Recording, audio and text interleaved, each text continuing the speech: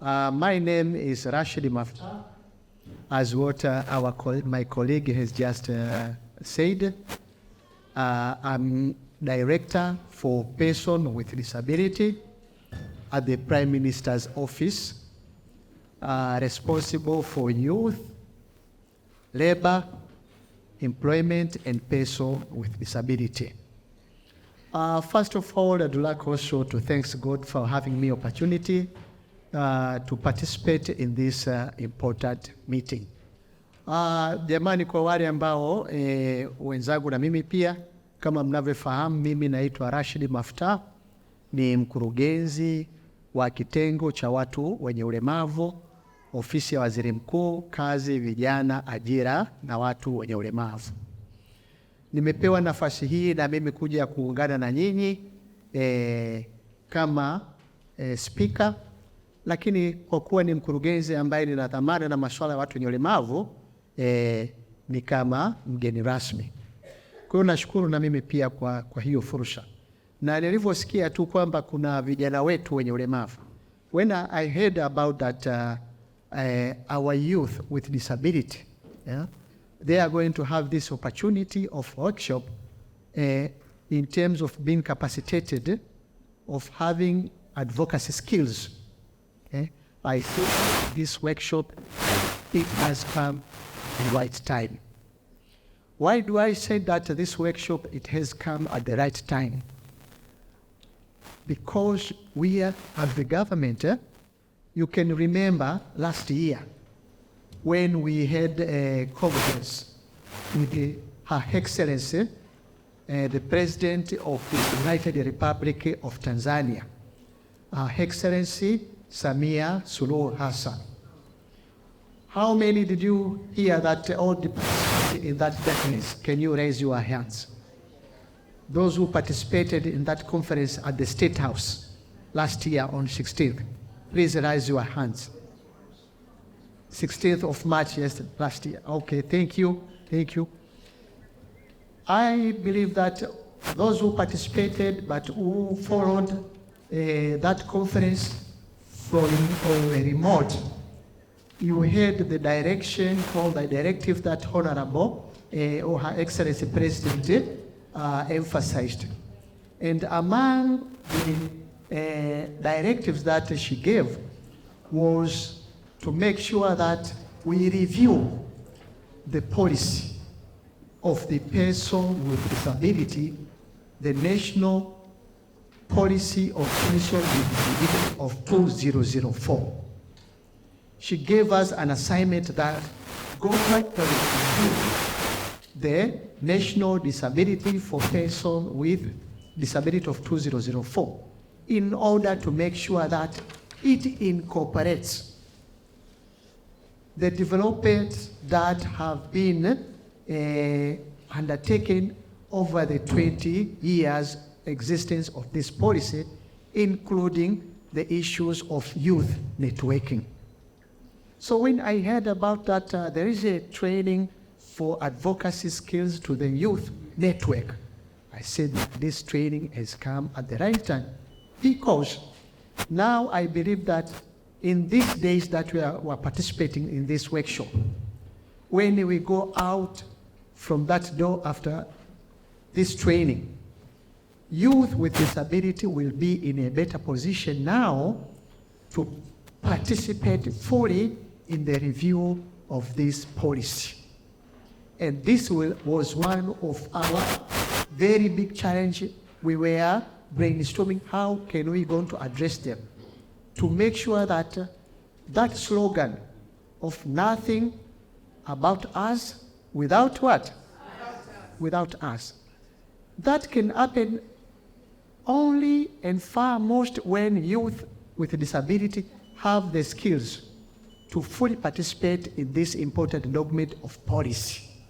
Because within the policy, it is where now, it shows where the governments will focus on the 5 to 10 to 15 years to come. If so, we need a very effective participation of youth with disability and persons with disability in general. And how can we make them fully participate? Is for having these skills, which is called Youth with Disability Advocacy and Research Skills. Please applaud those who organized this very important workshop, which it has come on the right time. But also Her Excellency President Samia Suluhu Hassan. I refer also that conference where she sat down with the person with disability and other stakeholders, international and local ones. She said, I need to have uniqueness in this policy. How? I want this policy to have its implementation strategy. I want this policy, that new policy, to have implementation strategy. Why she want, and she emphasized that we have to develop parallel policy but also implementation strategy. Because when you look at the previous policy, it is very difficult to measure the success. It is very difficult what? To measure. Ni ngumu sana kupima mafanikio. Sababu policy yenyewe inatoa general statements. Inasema tutaimarisha huduma za afya ya msingi ya kwa watu wenye ulemavu. Lakini sasa implementation strategy inakuja ku-establish where are we baseline and where do we want to move in the next 5 to 10 years. You see now? So those are the area now you as a youth with disability, it will be your areas of advocating. You see now that the policy said we are strengthening the policy, we are strengthening health services, especially primary health services to persons with disability. But the strategy also add on from 60% to 70% in a matter of 5 or to 10 years. For example, if it is 60 to 70%, we say that in each 5 years we will go up by 5%. So where are we? Yeah? It means that those is where now you need some skills of research to carry out some surveys, to carry out some operational research. Policy said we are going to improve services of health services to persons with disability. Implementation strategy say that we will move by this percentage. Now you come in as a youth with disability network. You conducting the research. The government said after 5 years we will be reach this stage. To what extent, where are we now? To say where are we now, you have to conduct what? Research. That's why I say that this workshop, it has come at the right time. Another opportunity that which is very relevant to this. We all understand. How many have you heard about our inclusion guideline that we have launched recently? Ni wangapi wamesikia ule mwongozo wetu wa ujumuishwaji wa watu wenye ulemavu ambao umezinduliwa mwaka jana wakati wa D-Day? Ni wangapi wanyooshe mikono? Asante sana, asante sana. Ule mwongozo wetu unasema ni mwongozo wa ujumuishwaji, sawa? Mwongozo wa nini? Ujumuishwaji, ufuatiliaji na usimamizi wa huduma kwa watu wenye nini? Wenye ulemavu kwenye sekta zote. Kwa hiyo ninaje pia ni tool ya advocacy. ukiuchukua ule mwongozo unasema, nikienda kule kwenye mfano, labda nachukulia mfano, ukienda kwenye sheria ya manunuzi, for example, when I cite the Procurement Act, we have a Procurement Act. That Procurement Act, it is stipulated that 30% of public procurement, 30% of what? Of public procurement has to be dedicated to vulnerable groups, which are youth, persons with disability, and women.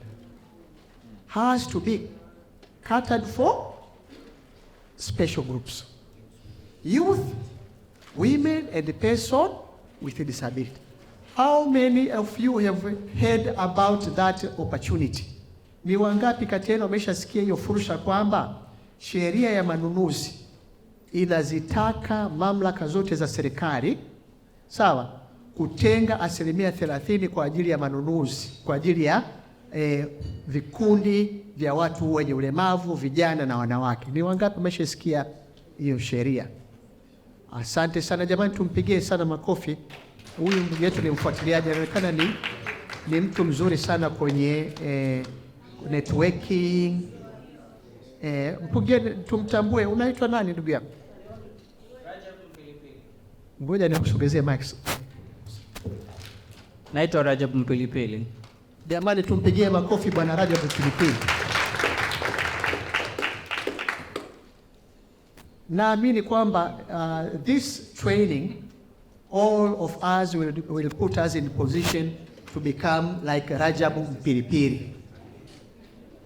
All this workshop, which is going to impart us with the skills of advocacy and research, will put now in position of many Rajab Mpilipili.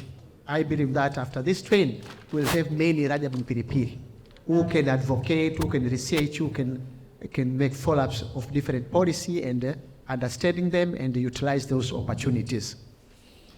So in that 30%, it provided youth. I was talking to one of our chairperson of one of our OPD. You understand the OPD is an Organization for Persons with Disability. He came to me, he said that, listen, director, we are having a challenge of mobilizing resources. We are having a challenge of mobilizing resources in order to address our intervention on the rights and welfare in our organization. I asked, do you have a youth wing in your OPD? I asked him, do you have what? A youth wing. He said, oh, you know, so there are many, you see. So I challenged him, it's the right time now to establish and to strengthen youth with disability wings in your organization for persons with disabilities. He was very quick to respond as you are speaking. Now they have a vibrant that network. And after establish that network, I show him now the opportunity of that 30% that I was talking about. And as I was speaking now, they are in a conversation. They've already reached out to the PPRA. Now they are continuing on see how best they can tap those opportunities of 30% of procurement tender. Another area that I wanted to share with the youth, when you look at our act, the act that I have said it before, the Person with Disability Act, number 9 of 2010.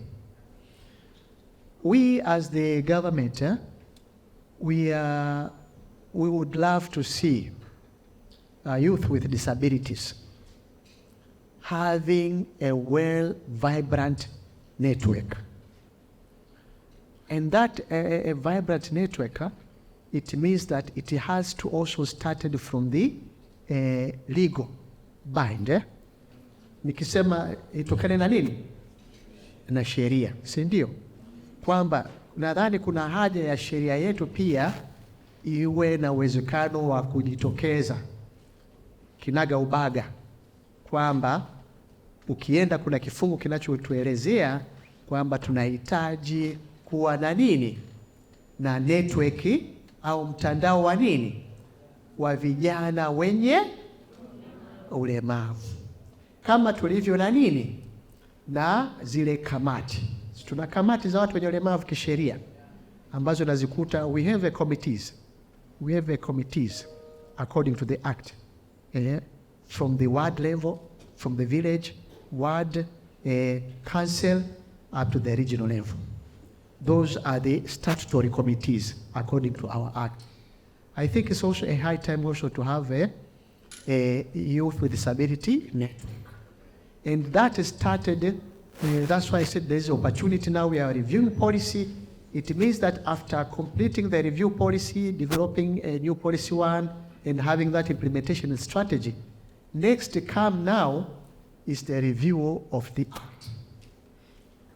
I would love to see also utilizing these skills, advocacy skills, and research to fully engage yourself in the review of what?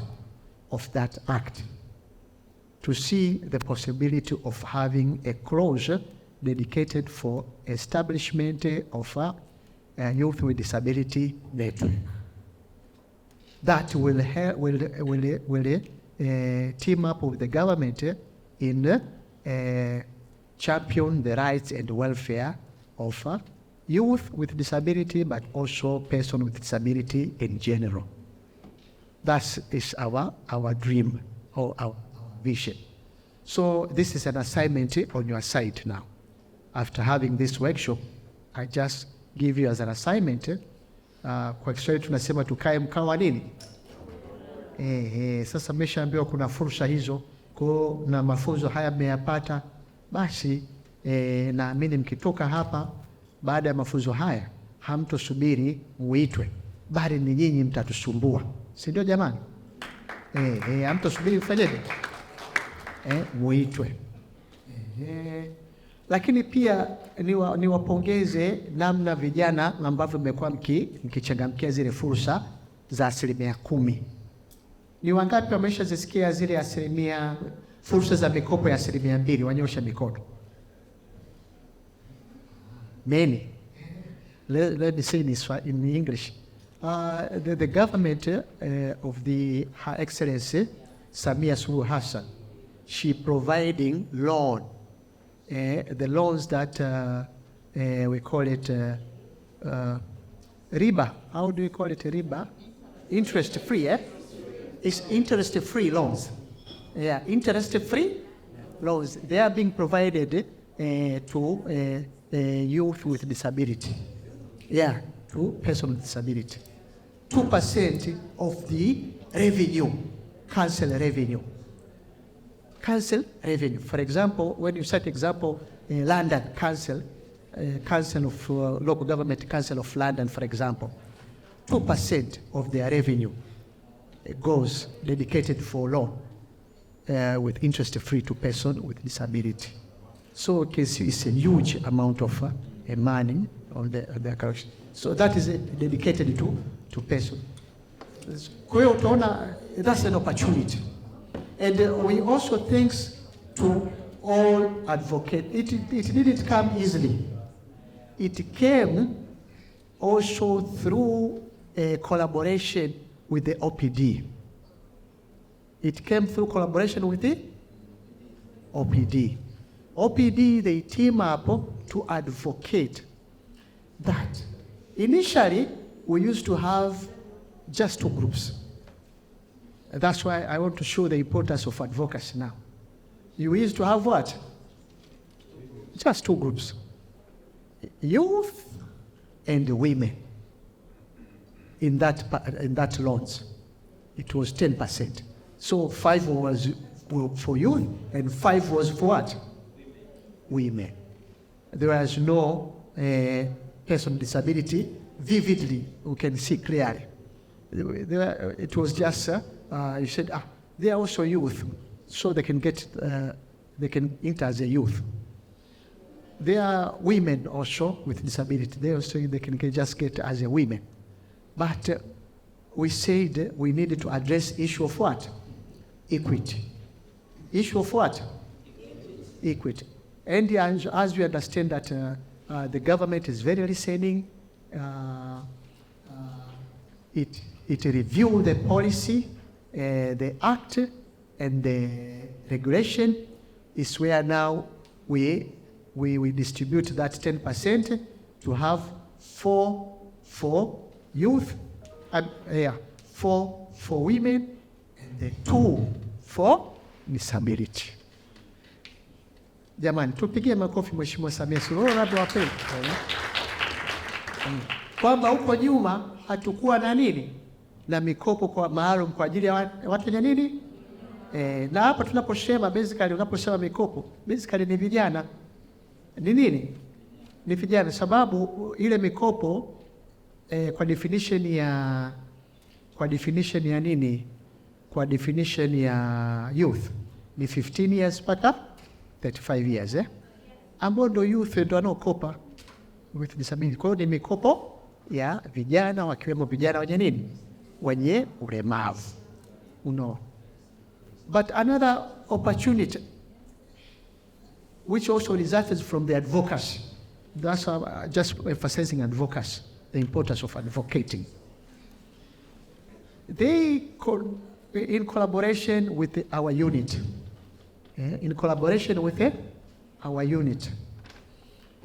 Organization for Persons with Disability and our unit of Prime Minister's Office, we conducted an evaluation to see to what extent have persons with disability benefited in that 2% after 2 years of implementation. We came to understand, that's why we emphasize also research, because in a research, you can just do a simple research, operational research, it can give you the picture.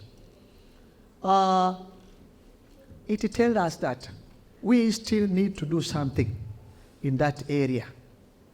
How? I can tell you an example. We as a person with disability, sometimes it's very challenging to say that you need to formulate a group of 6, 7, 10 people, because persons with disability, as other people, they are scattered. So to bring 10 people in one council with different ambitions, sometimes it's challenging. We found that we need also to give them they need also, because the need came from them. They said, no, we need also to have an opportunity for one person with disability to get loan as a group.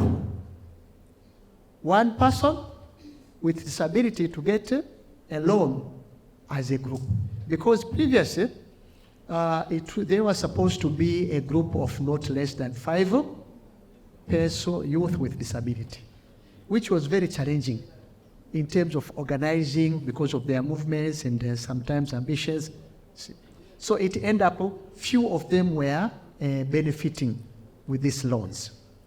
So that evaluation that we conducted with the OPDs told us that I think we need also to have a clause that will allow a one person with disability, him or herself, to go to the council there with her project write-up to access loan, him or her as an individual. We thank so much to Her Excellency, President. She endorsed that, and she directed to change that regulation. And as I'm speaking, now a person with disability as an individual can go and access loan. Nini wangapi wanaijua hiyo fursa? hiyo fursa ya mtu mwenye ulemavu mmoja anaweza kwenda kukopa. Ni wangapi wanyoshe mkono? Safi kabisa. Sasa twendeni tuka-advocate zaidi. Na bahati nzuri kama mlivyomsikia Mheshimiwa Rais anasema ili kuiboresha hii mikopo tunaihamishia wapi? Benki. Ni nani walisikia ile taarifa? Wote? Sawa. In order to make sure that now these loans are more accessible and sustainable, we have moved them from the council. Now will be, we are now crafting to be operated by the banks, without jeopardizing the accessibility of persons with disability to those loans. But all success, it is just because of what? Advocacy. It's just because of what? But I want to question something here. Advocacy goes with example. A good or better advocacy strategy or model, it goes with what? Example. Practical what? Example. Sawa jamani? Yes. Mimi nilienda siku moja kwenye halmashauri moja ya nadhani ilikuwa ni ya Magu. Nikakutana na slogan moja inasema, kama taikumbuka, maneno na kazi, kitu kama hicho. Maneno na nini? Maneno? Words and action. Not just to, you know, sometimes to float words is very sweet. But sometimes in you to show, to demonstrate to practicability, sometimes it is challenging. Nadhani nimenielewa. Kwa hiyo ili tuwe advocacy youth network ambayo ina advocate kitu vizuri, na ni lazima ijue kabisa kwamba lazima nini? Ifuate sheria, kanuni na nini? Na taratibu. Lazima ifuate sheria, kanuni na nini? Hiyo ndio inakuwa advocacy nini? The best advocacy, it has to be done in accordance to what? Laws, regulations, and what? And the guidelines. Sawa jamani? Hiyo ni la msingi sana. Lakini lingine la msingi pia as a take home ni kwamba sisi wenyewe tunao advocate. Lazima tuwe wa mfano. Lazima tuwe nini? Sababu mimi najua mfano ile mikopo ya 2% ina changamoto. Pengine inachelewa kuchukuliwa, sawa? Au inatolewa kidogo kwa maana zile fedha zinakuwa ndogo.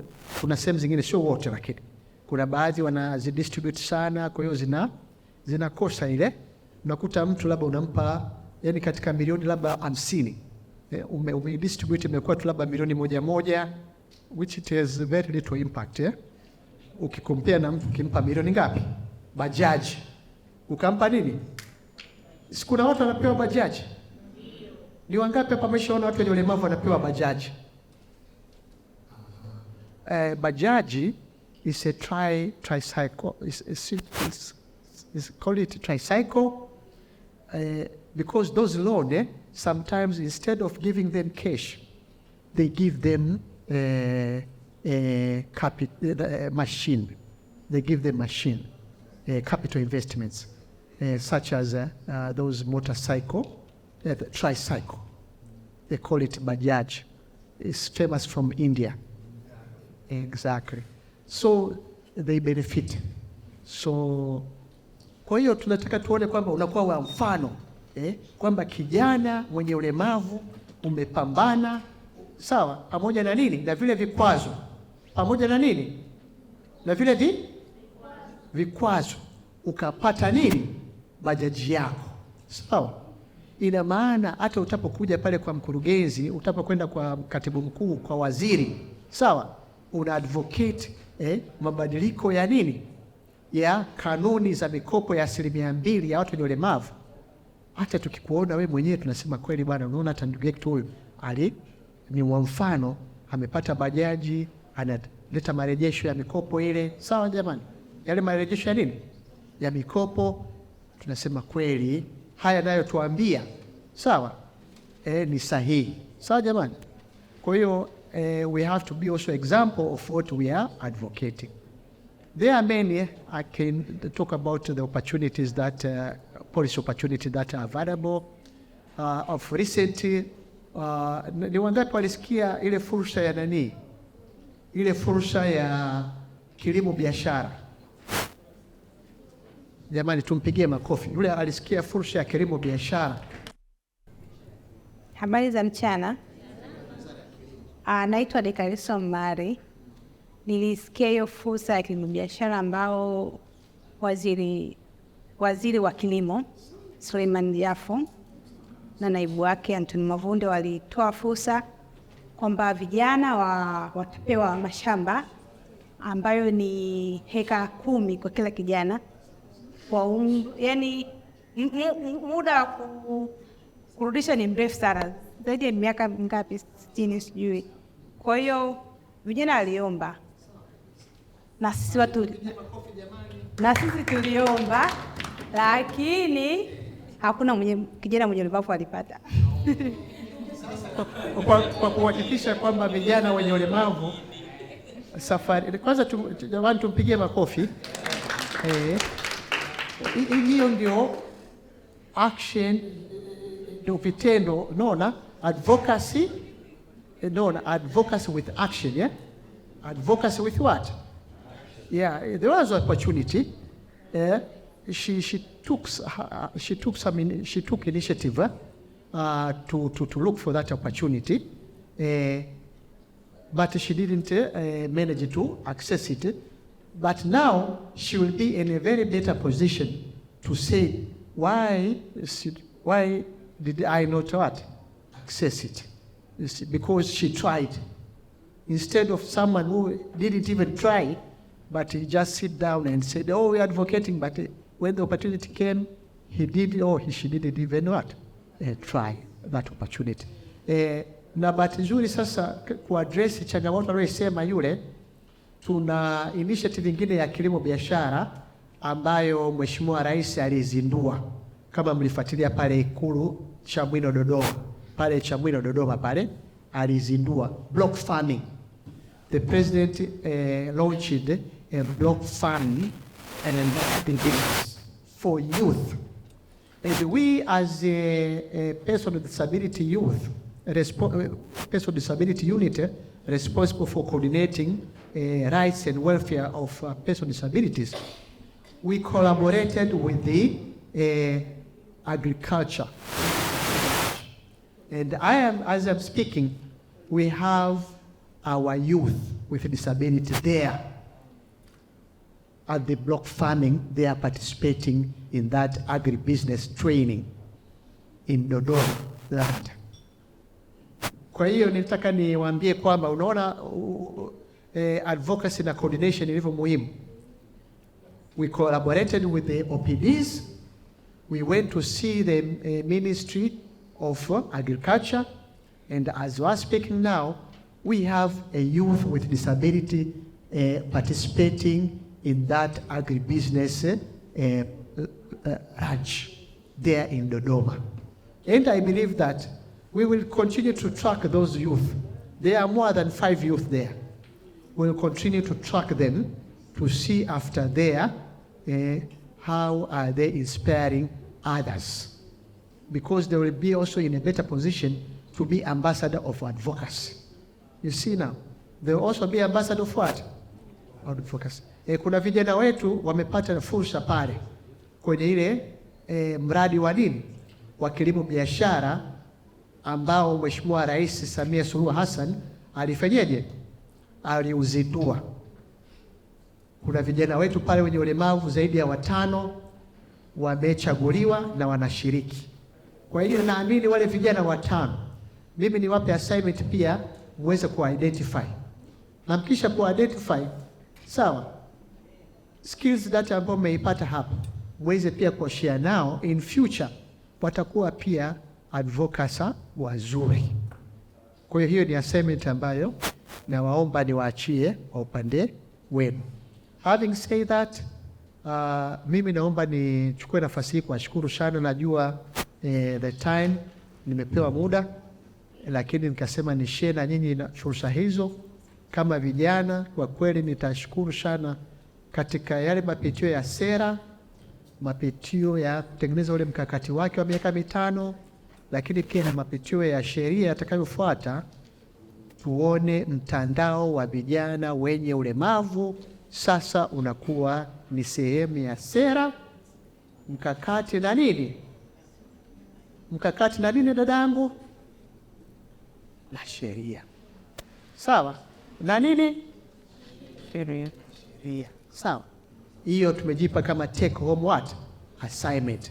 That we as the beneficiaries of this training of advocacy, I want to see you after a period of 3 to 5 years, because I believe that the review of the policy is this year. The review of the policy of this is this year. We have already started the process. In just a matter of time, we will start to engage.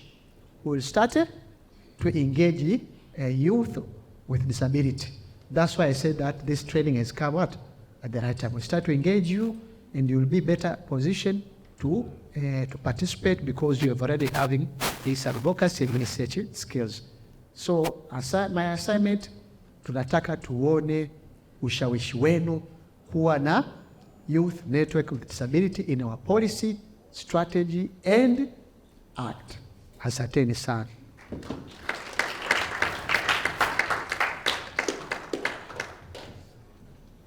Okay, my name is Zakia Shaban Daudi. I'm from Zanzibar, from Ruvuma and Kigoma, the Organization of Women with Disabilities Zanzibar, UAWZA. And my question is, from what I heard is about URT, what about Zanzibar? Kwa sababu here we are from both mainland and island. So I would like to know about Zanzibar. My name is Mwita, Dedi Mwita from Tamasha, Taasisi ya Maendeleo Shirikishi kwa Vijana. First of all, I would love to congratulate the ministry, because if we remember correctly, when the National Policy on Disability was, when it was out in 2004, the ministry itself, it did not have it did not mention people with disability in its name. It was the Ministry of Labor, Youth Development and Sports. But now the story is different, because people with disability are recognized in the ministry's name. So that is a great progress. But my question now is, you have talked about you are planning to review this old policy, because it is old, by the way, since 2004. Now there has been measures, or there has been attempts to review this policy before now, and so far so good, nothing much has been done. Now I want to hear from you, or we would like to hear from you, are there any specific strategies that you are coming with this time that could change that story, or will you use the very same strategies that did not work out? Jina langu naitwa Zena Fua, lakini in my social network, Chef Zen, you can find me there. Swali langu ni kuhusu fursa ya benki. Kwanza kabisa naipongeza serikali, huu mradi wa 10% kwa watu wenye ulemavu imepunguza kabisa watu wenye ulemavu kuomba barabarani. Yaani imetuheshimisha, wengi tumekuwa na vitu vya kufanya. Sasa mheshimiwa aliposema kuhusu swala la benki hapo, na hii fursa ya mtu mmoja mmoja. Mimi kuna watu nawafahamu kwenye wilaya yangu, wako watu wawili. Benki bado hawakubali. Mkiwa watu wawili unaomba lazima mwe watu 3 au 4. Sasa sijajua hapo hiyo ya mtu mmoja mmoja benki watatukubalia, au kuna system itawekwa ambayo itatuongoza siweze kukopa bila usumbufu. Asante. Naitwa Nikaliswa Mari kwa mara nyingine. Kwanza kabisa na vitu kama 3 vya kuzungumza. Cha kwanza, mashuleni, kwa mfano mimi nafanya kazi na vijana mashuleni jioni. wana shida ya vifaa, hususani kwa ambao wana viziwi, hususani kwa viziwi, huaga sengine wanatumia tableti kwa kusomea. Sijajua serikali mpango wake ni nini, kwa sababu zinakuwa chache. Nakuta wanafunzi sio wengi, nakuta wako kutumia labda 20, lakini unakuta vifaa vinawasumbua. Mimi nilikuwa natamani utuambie au tusaidiane katika kufahamu mkakati wa serikali jinsi ya kuwasaidia hawa vijana. Ili wote tunaongelea inclusion tuwe tunamaanisha kila mtu anafikiwa vizuri. Kitu chengine pia napenda kuipongeza serikali na Mheshimiwa Rais pia kwa jinsi ambavyo ameondoa hii 2% kutoka huko kwenye kata zetu ambazo tunaomba mpaka kuipeleka benki. Mimi mwenyewe nimenufaika wa 2%, nashukuru Mungu. Lakini kikubwa ambacho nataka niseme, huku chini ni pagumu sana kupata kiukweli. Yaani unaweza ukaenda kuomba pale kama haujuani na mtu au wasipo kuaminia, wanakuangalia tu umevaaje, umevaa au huwezi kurudisha mkopo wetu. Yaani wanakujaji tu hivyo. Lakini kumbuka zile kwa ajili ya kujiendeleza, haijalishi upoje, usimjaji mtu kwa kumwangalia tu. Ukamwona kwamba huyu hafai au wewe umepangisha hapo huwezi kupewa. Lakini kule benki tutakamata vizuri, tutapewa bila bias yoyote. Kitu chengine kwenye ile fomu ya big build better tomorrow, kwenye ile fomu ya maombi hapa haikuwa inclusive. Ilikuwa haionyeshi kwamba wanayeomba ni mtu mwenye ulemavu au hana ulemavu. Ili sasa ninashauri, yani nadhani kuna maombi mengine niliona siku mwezi wa 4 ya wanawake na vijana.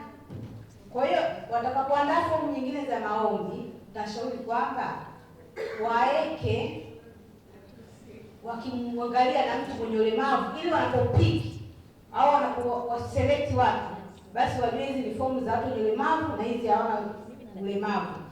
Tofauti na hizi ambazo zilizopita, ilikuwa iko tu plain, haijulikani vijana na ulemavu au wana ulemavu. Hata select nadhani waliselect labda watu wenye ulemavu wakatokea huko. Lakini tunaomba basi waeke ili mtu mwenye ulemavu atambulike. Kitu kingine tunaulizia sera ya maendeleo ya vijana ambayo imeshafanywa redio siku nyingi sana. Nadhani mpaka leo haijatoka. So nadhani tujaribu tuambie labda imefikia wapi, tunatamani kupata policy mpya. Kwa nashauri au tuambie kwamba ni lini inatoka. Kufanya reviews washafanyia, yani ishafanywa marekebisho, tushaipitia siku nyingi, lakini mpaka leo 2023 kuanzia 2021 ilikuwa na gharama hiyo hiyo. Asante. Thank you all for very constructive questions, but also applause. Thank you so much. Basically, I just have 1 year, in this post. I think on March 4th, it was my 1 year in this post. So now I have like 1 year and 2 months, 1 month and 1 month. So not 2 years, just 1 month, 1 year and 1 month. Okay, thank you so much. So I start with Zakia. What about Zanzibar? I should like to hear about Zanzibar.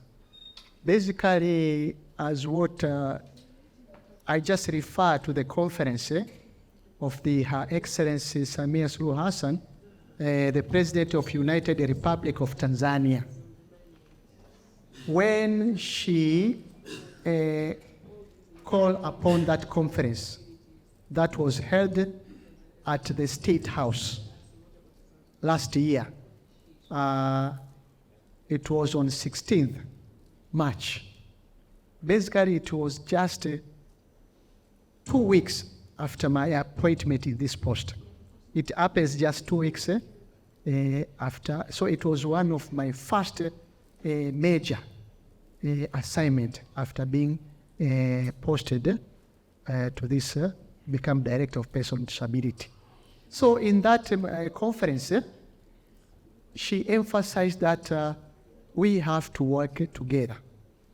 And that conference demonstrated Zanzibar and Tanzania mainland. When you look even in our website, even today, when you Google in our website, www.kazi.go.tz, you will find there in that podium where Her Excellency she is delivering speech. There is a representative from Zanzibar and OPD, because in Zanzibar they are not using the term OPDs, but it means also OPD. There is a representative, a chairperson of the OPD from Zanzibar, and there is a chairperson of OPD from Tanzania mainland. They are sitting together there, which demonstrate that we are going together, Tanzania mainland and the Zanzibar. So it is the policy of the government to go together. So in whatever events that we are undertaking, we collaborate Zanzibar and the Tanzania mainland. That was one of the conferences that demonstrate our collaboration. We prepared together that event. But also, in the period of 1 year, Her Excellency Samia Suluhu Hassan, she carted aside 3.46 billion shillings. 3.46 billion shillings for renovation of 4 vocational and rehabilitation centers for the person with disability. How many of you have you seen those renovated centers? Yombo, Sabasaba, thank you. Yombo, Sabasaba, Mtapika there in Masasi in Mtwara region, which border Mozambique, but also Tabora, Rwanzari. For example, Rwanzari was closed for more than 12 years. It was not operating. Mtapika, for more than 20 years, it was closed. That's why, if you go back 5 years back, this sector of person with disability was almost forgotten. Or almost what? I think that a person said that even the naming person with disability was not even featured in the name of what? Of the ministry. Those vocational training were closed. But just a matter of 1 year of Her Excellency Samia Suluhu Hassan, she has renovated 4 of them, and as you are speaking now, they are operating. Kama kuna wangapi walioona hizi picha zinazoendelea mitandaoni, wale wanufaika wa mafunzo ya ufundi stadi? Mara nyingi tulikuwa tunashare kwenye ile group letu la disability lile. Si kama kuna wadau ambao wako kwenye ile group la disability. Dokta, umeona wale vijana wale wa Singida wa ufundi stadi, si wa kutengeneza keki, batiki, kutengeneza hizi timba, hizi furniture. Before it was closed. So even people, person with disability from Zanzibar, they are now among the students who are benefiting those vocational training. Kwa hiyo tumepokea pia maombi ya Zanzibar kutoka kwa mkurugenzi. Nifikishie hizi salamu mkurugenzi wa Baraza la Watu wenye Ulemavu Zanzibar. Tulipokea maombi yake ya watu 5 na tayari tumeshafanyia kazi, watakuwa nasomea hapa wapi? Yombo. Kwa hiyo watakuwa nasomea hapa Yombo. Kwa hiyo utaona tunavyoshirikiana na Zanzibar. Lakini pia Zanzibar kuna kitu kizuri walikuwa nacho. Zanzibar they are having something very good to learn from them. And this is Person with Disability Database. Person with Disability Database. In Tanzania mainland, we didn't have this electronic database. We used to have a manual register where we were registering manually person with disability. So we all understand the challenges of paper. Sometimes it even they can get lost, they can get be spoiled easily, sometimes if it that way. But we went to Zanzibar to make a study tour. It was last year, August. It was last year, August. We went to Zanzibar to learn that database. I just want to say how we cooperated with Zanzibar. What about Zanzibar? I'm just saying what about Zanzibar. So we went to Zanzibar. We met a director of Council of Persons with Disability. We also met the permanent secretary responsible for persons with disability. And from there on, we used to have our coordination platform. Vikao vya mashauri, tunaita ni vikao vya mashauriano. Kwa hiyo tunavyo vikao vya nini? Mashauriano. Last time tumefanyia Zanzibar, this time watakuja kufanyia wapi? Huku Tanzania bara. As I'm speaking, after learning that database from Zanzibar, as you're speaking, as a Tanzania mainland, we developed also electronic database. And we are going to launch it this year. That's why when I heard about someone speaking about a database, I was so inspired. I said, oh, we are doing the right thing. Because even themselves, they see the importance of having database. With that small resources they have, they managed to have their 50 people. If I heard correctly, yeah, what I'm seeing in the database. Yeah, they have a database. So we are going to collaborate. Tutashirikiana hiyo database yetu watu 50 tuone namna sasa inaingia kwenye hii database yetu kubwa ambayo tumeitengeneza ambayo tutakwenda nadhani mlimsikia hata Mheshimiwa Waziri Mkuu alizungumzia bungeni. Even the Prime Minister talking about that database, electronic database, during the budget speech last week, this week, when he was ending his budget speech. Among the initiatives that within 1 year of the government done to this sector is development of the electronic database, which is now operating, and we are expecting it to launch very soon. Kwa hiyo tutakuwa na hiyo database ilivyo, one of the function of the database is to register.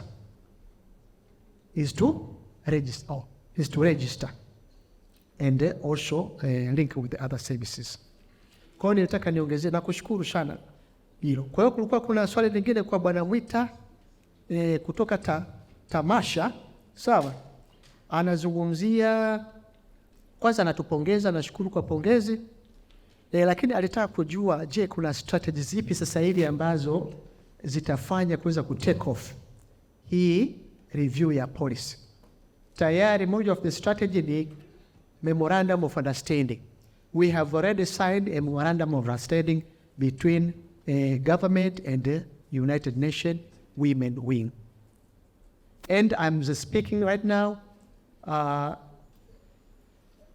first week of May, we are starting the situation analysis, which will also involve some members of the OPD, will also participate in that situation analysis data collection exercise. So we have signed the Memorandum of Understanding, and tayari tuna mradi wa almost zaidi ya milioni 100 tutakwenda. Kwa hiyo tuna assurance ya fedha zipo na MOU tumesha isaini. Kwa hiyo naamini hizo measures zitatusaidia kuweza take off. Kulikuwa kuna swali la dada yangu Zena Afua, anapongeza utaratibu huu wa benki, lakini anataka kujua kwamba je, ule ukopaji wa mtu mmoja mmoja utakuwaje? hilo naomba tusubiri, sababu Mheshimiwa Rais ameshaelekeza kwamba na wenzetu wa ofisi ya Rais TAMISEMI ndio wanaoshughulika na hilo eneo, watazingatia na watatushirikisha. Naamini kwamba ule utaratibu ule kuwepo wa mtu mmoja mmoja au kikundi, hiyo option itaendelea kuwepo. Kwa hiyo ni kutoa wasiwasi, wanafanyia, tusubiri wenzetu wa ofisi ya Rais TAMISEMI, utaratibu ukitoka naamini huo utaratibu utaendelea kuwepo. Lakini pia Mari, dada yangu Mari pale amepongeza kuhusiana na mfumo wa benki, lakini pia alikuwa anashauri kuhusiana na mkakati wa upatikanaji wa vifaa hasa kwa mfano kwa viziwi. Ni kutoa tu wasiwasi, wenzetu wa Wizara ya Elimu, wenzetu wa Wizara ya Elimu kila mwaka wanatenga bajeti kwa ajili ya kutoa hivyo vifaa saidizi, lakini pia na sisi Prime Minister's Office kwa kushirikiana na wadau tumekuwa tukiendelea kutoa hivyo vifaa, na kupitia mradi wetu tunaita mradi kupitia mwongozo wetu wa utambuzi wa mapema na hatua stahiki. Please take your time and look for this guideline which is called early identification for person with disability. Early identification of person with disability, of children with disability, and link them with the appropriate interventions. Kule tuna implement ile guideline kwa kushirikiana na wadau akiwemo ADD, yuko dada Rose hapa, yuko wenzetu wa Sense International, wanatusupport Songwe, Shinyanga kule na kwingine, na katika vitu vinavyofanyika ni hiyo ku-strengthen upatikanaji wa vifaa hivyo shuleni. Lakini eneo lingine la BBYT, ushauri kwamba fomu zitakazotoka tena za BBYT ile ya kilimo biashara basi ziweze kuzingatia hilo, tumelichukua. Lakini lingine pia sera maendeleo ya vijana. Sera maendeleo ya vijana as we are speaking wako Morogoro pale, wanaendelea kuincorporate maoni ya wadau. Baada ya pale naamini watakwenda kwenye hatua zinazofuata za kukamilisha hiyo sera ya vijana. Having said that, thank you so much.